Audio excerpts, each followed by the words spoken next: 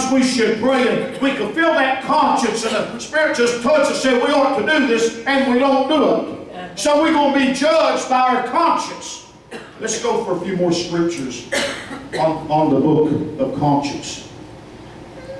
This suggested that the human conscience may play a role in the judgment seat for the unbelievers. When the inner voice is brazenly violated, it shows a careless attitude towards sin that may be accused as condemning evidence.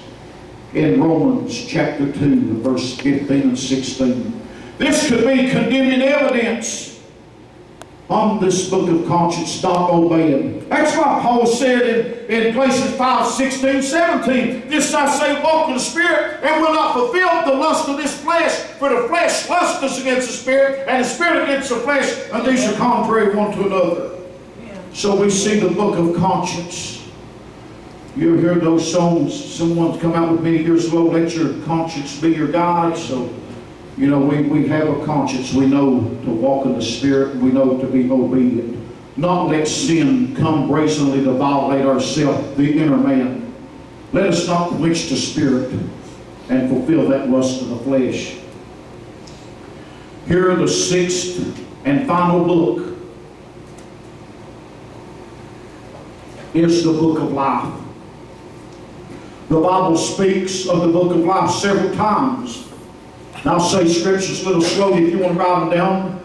We know it started in the Old Testament. The book of life was mentioned in Exodus chapter 32, verses 32 and 33. The book of life was mentioned in Exodus 32, 32 and 33. The book of life was also mentioned in Psalm 69 and 28. The book of life, Daniel mentions the book of life in Daniel 12 and 1. And Philippians, Paul mentions the book of life in Philippians in 4 and 3. And here in Revelation chapter 3 and verse 5 is mentioned the book of life. Also in Revelation 13 and 8. And here in 22 and 19 of Revelation mentions the book of life in 22 and 19. It says, if any man shall take away from the words of the book of this prophecy in 22 and 19, God shall take away his part out of the book of life and that holy city, and from the things were written in this book.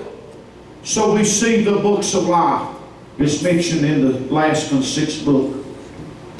Revelation 3 and 5 says, he that overcometh the same shall be clothed in a white raiment, and I will not blot out his name out of the book of life.